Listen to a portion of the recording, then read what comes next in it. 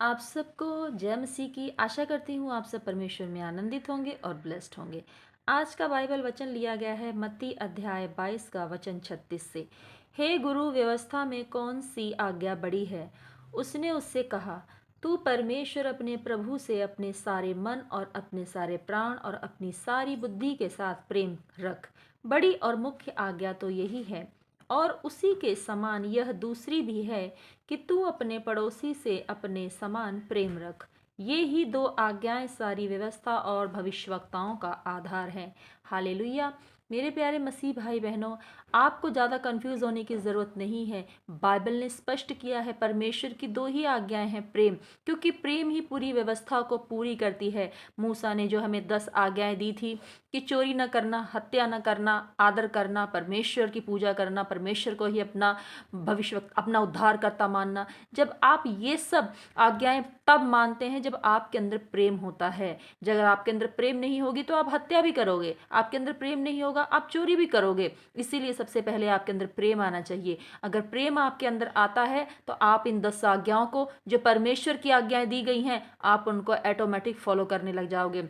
क्योंकि जब प्रेम आएगा आप चोरी नहीं करोगे। आपके अंदर प्रेम होगा जब परमेश्वर के प्रति, तो आप परमेश्वर की आज्ञाओं को मानोगे, आप चोरी नहीं करोगे, आप हत्या नहीं करोगे, व्यभिचार नहीं करोगे। इसलिए सबसे पहले आप परमेश्वर से प्रेम करें।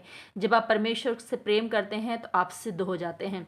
उसके बाद दूसरी आज्ञा है, जैसे आप अपने शरीर से प्रेम करते हैं उसी तरह आपको उनसे भी प्रेम करना है जो आपकी तरह हैं, चाहे वो अन्य जाति के लोग हों, चाहे वो आपके मसीही भाई बहन क्यों ना हो। आपको हर एक जन से प्रेम करना है, चाहे वो आपका दुश्मन हो, चाहे वो आपसे नफरत ही क्यों ना करता हो। लेकिन अगर आप परमेश्वर के बड़े हाथ को अपने जीवन के ऊपर देखना चाहते हैं, अपनी लाइफ के ऊपर देखना चाहते हैं, तो आपको भी परमेश्वर की तरह ही प्रेम करना है। परमेश्वर ने हमसे इतना प्रेम किया कि उसने हमारे पापों को क्षमा करने से पहले, हमें उद्धार देने से पहले, जीवन की पुस्तक में हमारा नाम लिखने से पहले उसने हमारी जात नहीं पूछी, उसने हमारी बिरादरी नहीं पूछी, उसने हमारा नाम नहीं पूछा। उसने सिर्फ और सिर्फ हमसे प्रेम किया और हमारे पापों के लिए अपनी जान दे दी।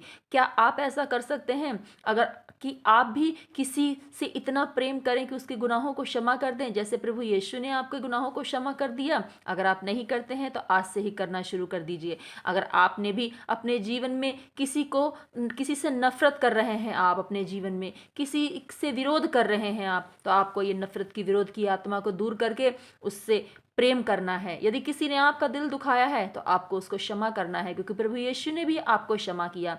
आपने भी प्रभु यीशु का दिल दुखाया, आपने भी पाप का जीवन जिया, पाप किया, बहुत सारे नशे किए, व्यभिचार किया, दुनियावी अभिलाषाओं में लुप्त हो गए, परमेश्वर को भूल गए।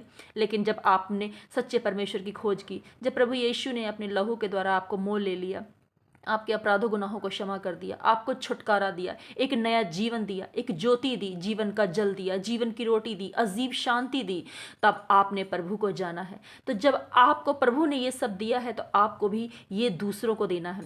वो क्षमा जो प्रभु ने आपके लिए किया वो आपको दूसरों के लिए करना है। वो प्रेम जो प्रभु ने आपसे किया वो आपको दूसरों के लिए करना है। जब आप ये सब करते हैं तब आप परमेश्वर में सिद्ध हो जाते हैं। आप परमेश्वर की आशीषों को, परमेश्वर के बड़े हाथ को अपनी लाइफ के ऊपर देखते हैं। तो आपको ज़्यादा कुछ नहीं पढ़ना है, ज़्यादा चक्रों में नहीं पढ़ना है। आपको सिर्फ और सिर्फ इन दो आज्ञाओं को ही मानना है। आपको परमेश्वर से प्रेम करना है और अपने लोगों से प्रेम करना है। जब आप परमेश्वर से प्रेम करेंगे तो आप खुद ब खुद पाप से दूर हो जाएंगे, क्योंकि जब परमेश्वर का प्रेम हमारे अंदर आता है तो परमेश्वर पिता हमारे अंदर आता है, और जहाँ पिता होता है वहाँ पाप नहीं होता है। तो यदि आप भी परमेश्वर में अपना जीवन जीना चाहते हैं तो इन आज्ञाओं को माने। यही सबसे बड़ी आज्ञा है। आमीन। God bless you. प्रभु आपको आशीष दे।